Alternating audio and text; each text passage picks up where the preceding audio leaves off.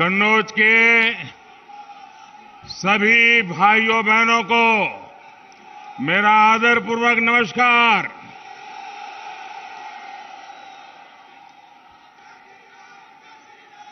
आप सभी इतनी बड़ी संख्या में भारतीय जनता पार्टी को आशीर्वाद देने आए हैं। मैं आपका हृदय से बहुत बहुत आभार व्यक्त करता हूं।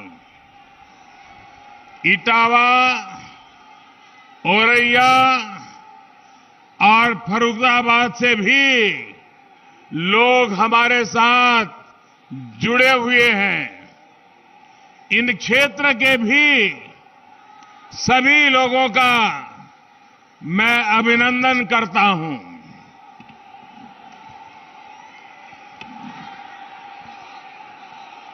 कन्नौज की आबोहवा में इत्र की खुशबू तो होती ही है, लेकिन साथ साथ यहां के लोगों के परिश्रम की सुगंध भी होती है। आप लोगों का विकास हो, इस क्षेत्र का विकास हो, निरंतर विकास हो, हर व्यापारी कारोबारी का बिजनेस और बढ़े, इसी कामना के साथ मैं आप सबको अनेक अनेक शुभकामनाएं देता हूं। बीते दिनों उत्तर प्रदेश हो, गोवा हो, उत्तराखंड हो, जहां जहां बीजेपी के पक्ष में मुझे वहां कार्यक्रमों के लिए जाना हुआ, भारतीय जनता पार्टी के पक्ष में एक अभूतपूर्व लहर मैंने देखी है। अभी मैं उत्तराखंड से आ रहा हूं। जो मिजाज उत्तराखंड मैंने देखा है, जो उत्साह और उमंग मैंने उत्तराखंड में देखा है, भाइयों बहनों, ऐसा लगता है कि भारतीय जनता पार्टी इन राज्यों में पहले से ज्यादा कैसे सीटें प्राप्त करे, ये जैसे जनता ने मन बना लिया है। और भारतीय जनता पार्टी की सरकार बनाने के लिए आज भाजपा का कार्यकर्ता जितनी मेहनत कर रहा है, उससे ज्यादा उत्तर प्रदेश के, गोवा के, उत्तराखंड के, पंजाब के, मणिपुर के, वहां के मतदाता जी जान से जुटे हैं, रात दिन मेहनत कर रहे हैं। मैं इन मतदाताओं का हृदय से आभार व्यक्त करता हूं। आज मैं कन्नौज की धरती से उत्तराखंड के लोगों को, गोवा के लोगों को फिर एक बार कहूंगा कि 14 फरवरी को अधिक से अधिक मतदान करके रिकॉर्ड बनाएं। और साथियों, मैं आपसे एक बात कहूंगा, यूपी में लड़ाई इस बात की नहीं है कि किसकी सरकार बनेगी या किसकी सरकार नहीं बनेगी। पूरा यूपी जानता है, पूरा देश जानता है कि आएगी तो भाजपा ही, आएंगे तो योगी ही। और पहले चरण के चुनाव ने ये पक्का कर दिया है कि आएगी तो भाजपा ही, आएंगे तो योगी ही।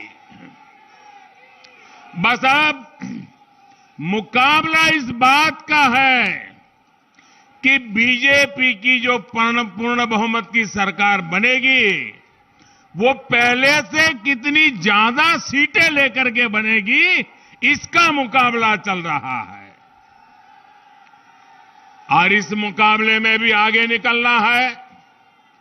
इसलिए भाजपा समर्थकों के लिए भी एक एक वोट की अहमियत है। योगी जी आज फ्रंट फुट पर जो मोर्चा संभाले हैं, तो उसके पीछे भी आपके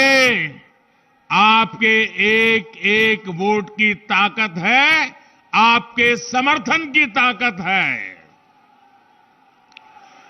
हमें मिलकर इस ताकत को और बढ़ाना है।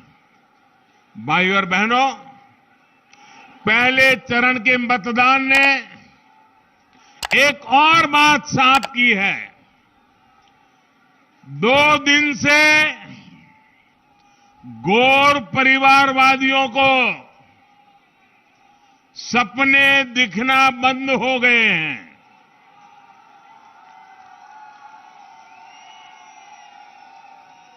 गौर परिवारवादियों को सपने दिखना बंद हो गए हैं। पता है क्यों? इसलिए कि उनकी नींद हराम हो गई है। वो लोग सोच रहे थे कि जातिवाद फैलाकर, संप्रदायवाद फैलाकर वोटों को बांट देंगे। लेकिन मुझे खुशी है कि यूपी के लोग माफियावादियों, दंगावादियों के खिलाफ एकजुट होकर वोट कर रहे हैं।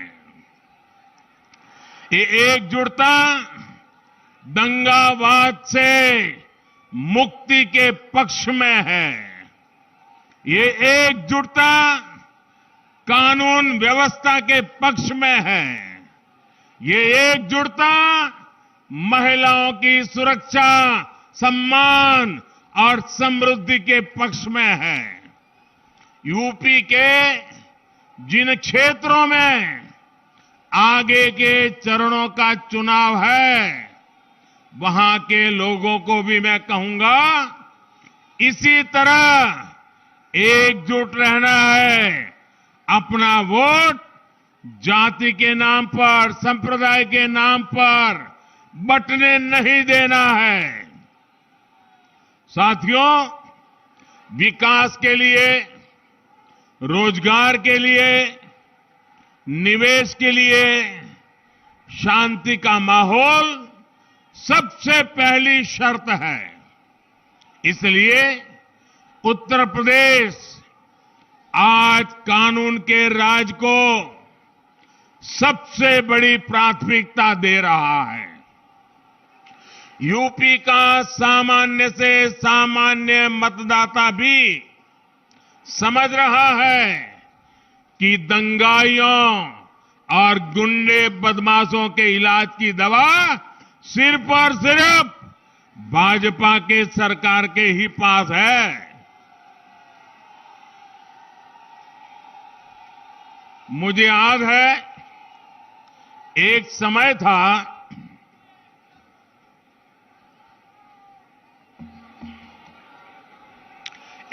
था जब गुजरात में भी ऐसी ही स्थिति थी। कांग्रेस के बरसों के शासन ने वहां ऐसी स्थितियां बना दी थी कि ना व्यापार कारोबार फलता फूलता था, न लोग सुरक्षित महसूस करते थे, और हर साल अनेक दंगे होते थे। हर बार खबरें आती थी, वहां दंगा हो गया, वहां दंगा हो गया। वहां पर हर वर्ष जगन्नाथ जी पुरी में जैसे जगन्नाथ जी की रथ यात्रा निकलती है ना, वैसे अहमदाबाद में जगन्नाथ जी की रथ यात्रा निकलती है। और अनुभव यह है, पिछले बीजेपी सरकार आने से पहले 10 साल में 7 साल ऐसे जाते थे कि कोई न कोई दंगा हो जाता था। इतना ही नहीं, पतंग चगाने में दंगा, रास्ते पर आते जाते दंगा, यानी हर साल हर छोटी मोटी बात पे दंगे होते थे और दंगों की वजह से कर्फ्यू लगता था, संपत्ति जलती थी, हत्याएं होना तो आम बात हो गई थी, लोगों को मोहल्ले के मोहल्ले खाली करके भागना पड़ता था और इसके बाद खाली मकानों को सस्ते में खरीदकर उस इलाके की पहचान भी बदल ली जाती थी।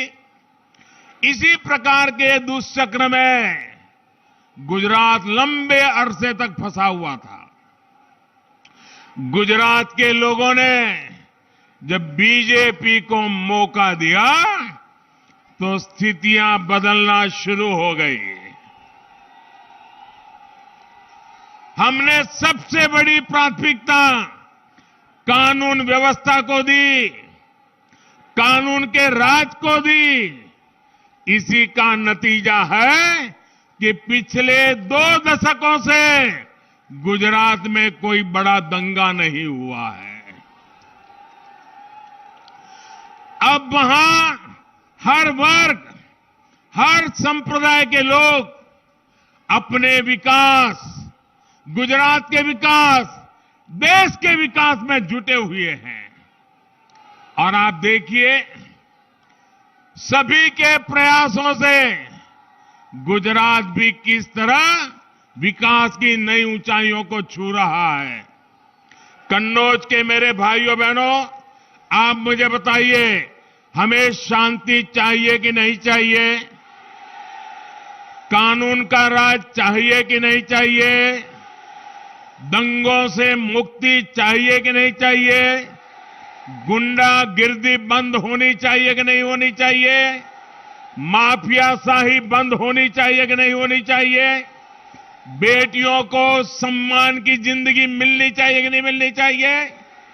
व्यापारी सुख शांति से व्यापार करे, ऐसी स्थिति चाहिए कि नहीं चाहिए? ये काम भाजपा सरकार ही कर सकती है, योगी जी की सरकार ही कर सकती है। उधर साथियों, देखिए, जगह कम है, लोग ज्यादा है, आप वहीं रहिए, प्लीज आगे आने की कोशिश मत कीजिए। आप वहीं रहिए, आपका प्यार मेरे सर आंखों पर भैया।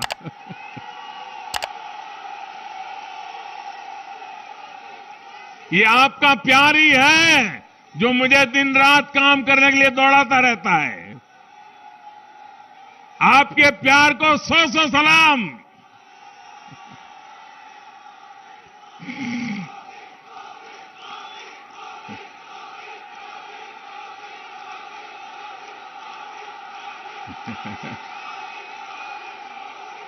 भाइयों बहनों, उत्तर प्रदेश में भी हमें कानून व्यवस्था को सर्वोच्च प्राथमिकता देनी है। योगी जी के नेतृत्व में यूपी ने जिस प्रकार दंगों को रोका है, हमें उसे स्थायी स्वरूप देना है। दोबारा ऐसी हरकतों को उत्तर प्रदेश में पनपने नहीं देना है।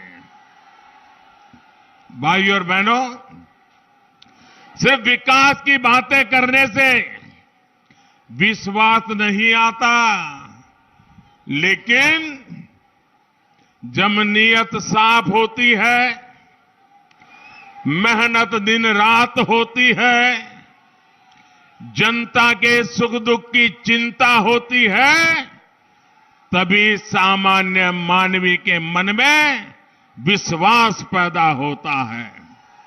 लेकिन जिनकी राजनीतिक बुनियाद अपराध, गुंडागर्दी और भ्रष्टाचार पर टिकी हो, वो कभी सुधर नहीं सकते।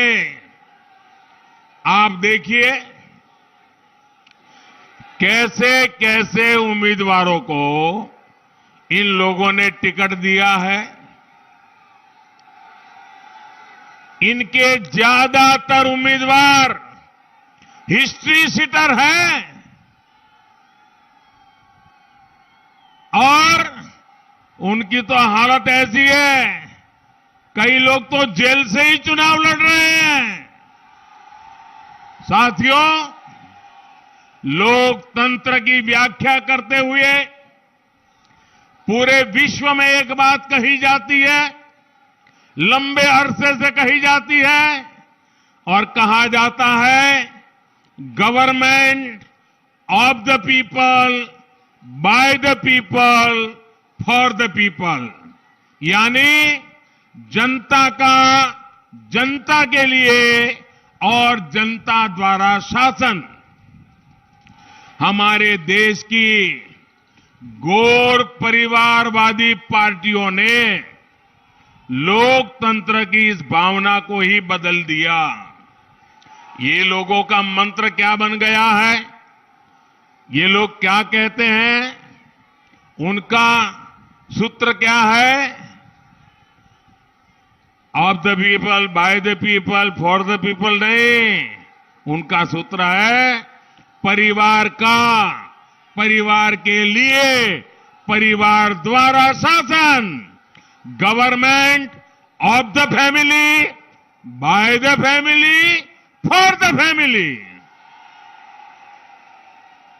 इसलिए यूपी के लोगों ने फिर ठान लिया है कि उन्हें सिर्फ अपने परिवार के स्वार्थ के लिए काम करने वाले लोग अब उत्तर प्रदेश में नहीं चाहिए।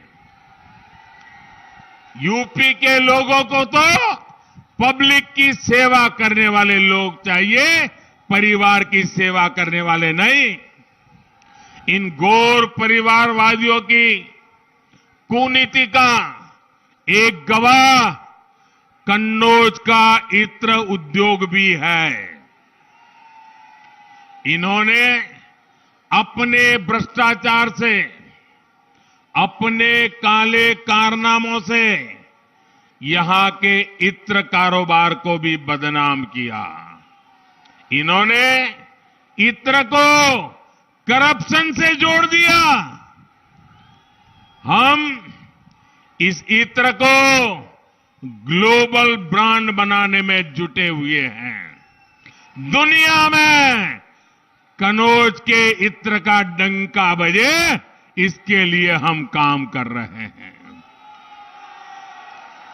साथियों, पहले की सरकारों के समय उत्तर प्रदेश के जिलों की पहचान, यहां पहले जिलों की पहचान कैसे होती थी, फलाना जिला फलाना माफिया, वो जिला वो माफिया, उधर वाला जिला वो बदमाश।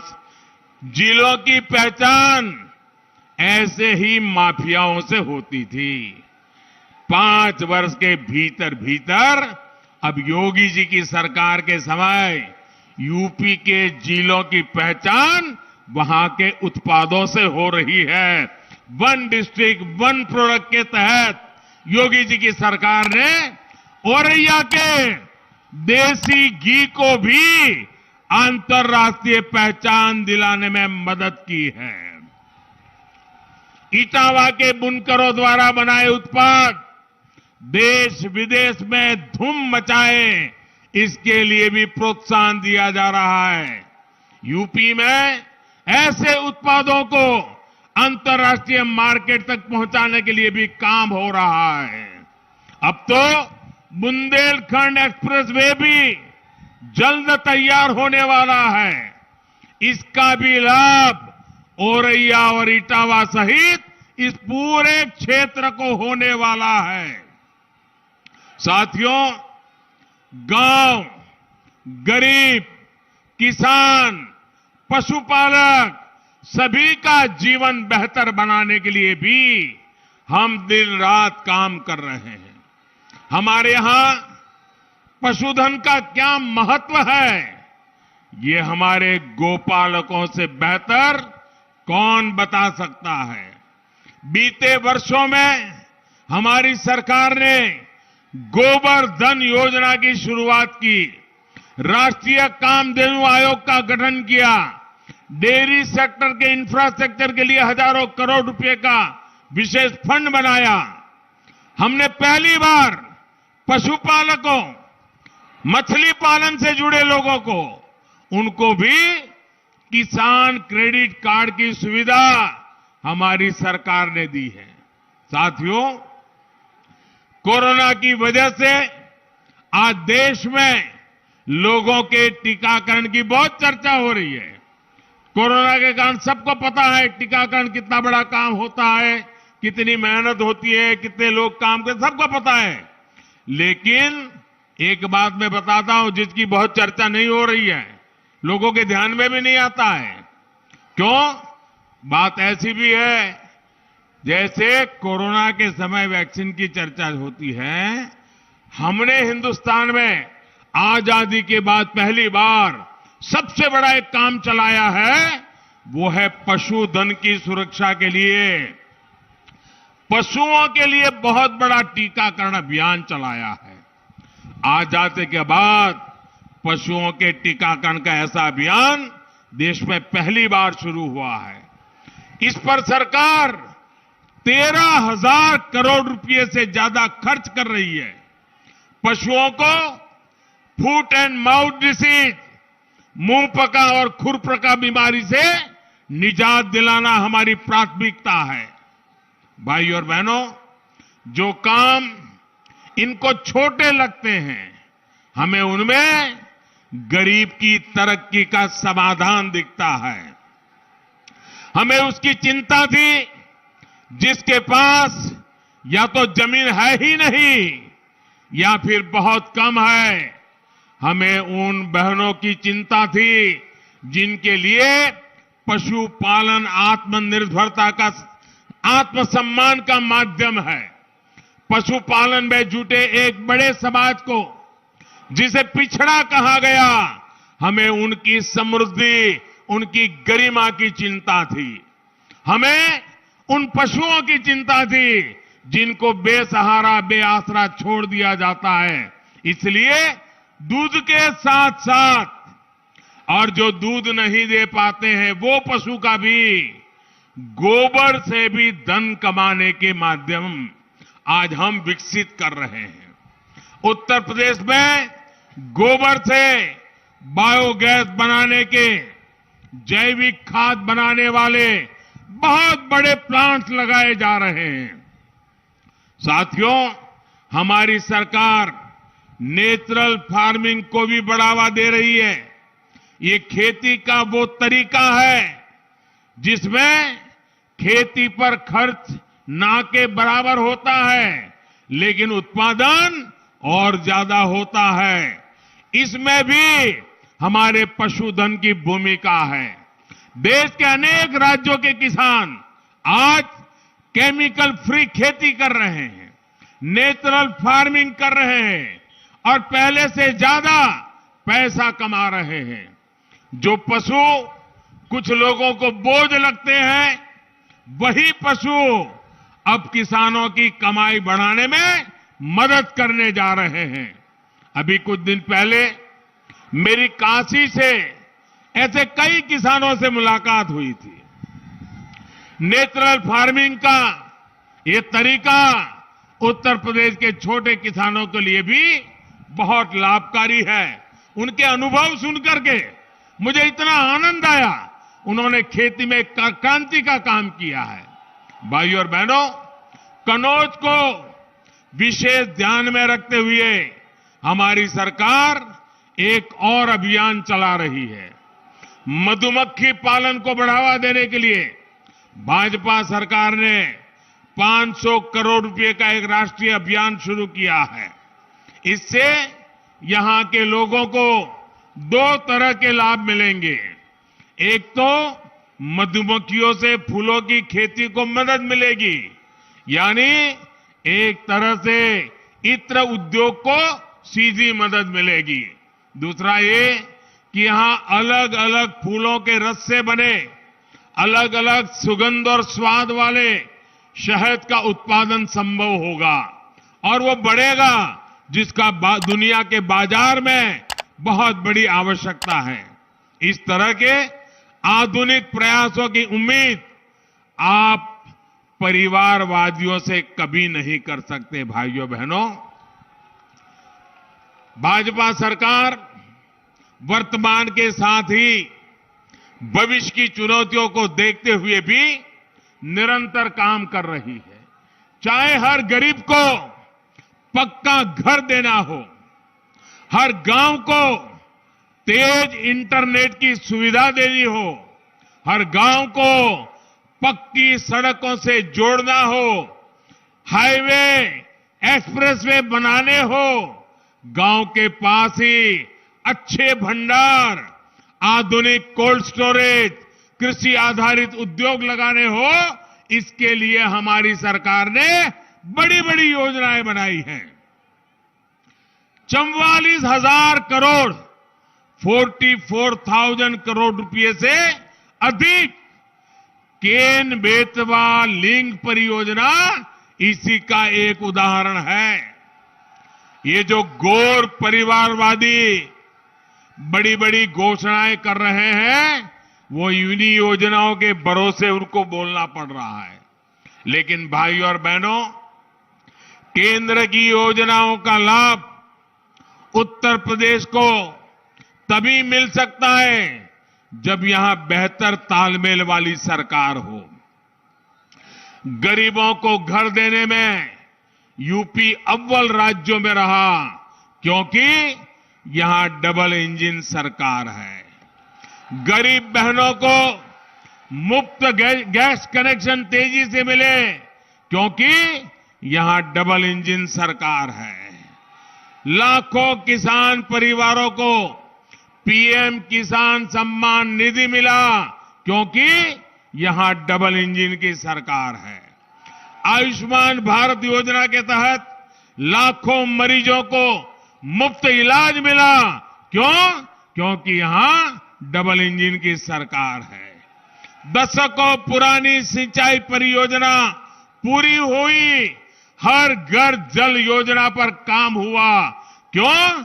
क्योंकि यहां पर डबल इंजन की सरकार है। साथियों, ये डबल इंजन की सरकार ही है जिसके कारण 100 साल के सबसे बड़े संकट का, कोरोना महामारी का यूपी ने डटकर मुकाबला किया। ऐसा संकट अगर उनके जमाने में आया होता, 2017 से पहले आया होता, तो उत्तर प्रदेश को बहुत बड़ी समस्या हो जाती। इनका काम तब भी बोलता था कि यूपी के लोगों के विरोधी है, इनका काम अब भी यही बोलता है।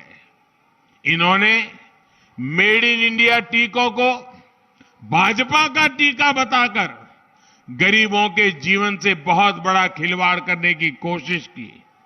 हमारी सरकार पूरी शक्ति से जुटी है कि यूपी के एक एक गरीब को कोरोना की वैक्सीन लग जाए।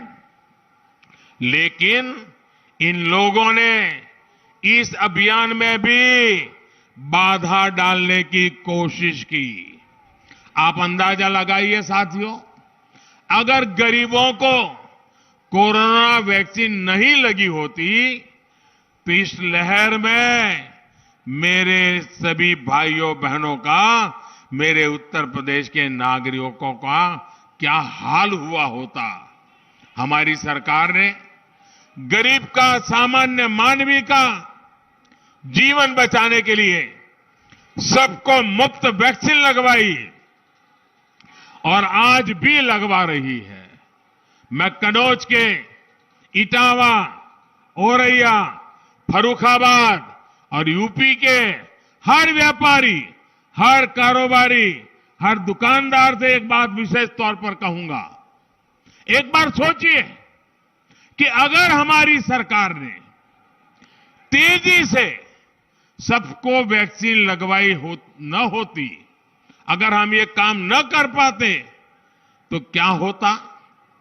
आज देश की अर्थव्यवस्था आगे बढ़ रही है, बाजारों में हलचल बढ़ रही है। क्या बिना वैक्सीन ऐसा संभव होता? और अगर एक आध 2 साल और निकालने पड़ते तो न जाने मेरे कितने परिवार तबाह हो जाते। साथियों, याद रखिए, मोदी विरोध में जो गरीब के जीवन से खेल सकते हैं, वो लोग क्या क्या नहीं कर सकते। डबल इंजन की सरकार है, इसलिए आज यूपी 100% टीकाकरण की तरफ तेजी से बढ़ रहा है। साथियों, इस कोरोना काल ने एक और बात का एहसास सबको कराया है। इन घोर परिवारवादियों ने, उनके जो राशन माफिया अगर इस कोरोना काल में होते तो यूपी के गरीबों को ये मुफ्त राशन पहुंच रहा है, पहुंचता क्या? ये राशन मिलता क्या? गरीबों का चूल्हा जलता क्या? मेरे प्यारे भाइयों बहनों, यूपी के गरीबों, दलितों, पिछड़ों को तो भूखमरी का सामना करना पड़ता। दिल्ली से जो राशन हम भेजते उसको इनका माफिया अपने गोदामों में बंद कर देता, ब्लैक में बाजारों में बिकवाता। ये डबल इंजन की सरकार है जो महामारी के इस समय में बीते कई महीनों से गरीब को मुफ्त अनाज दे रही है।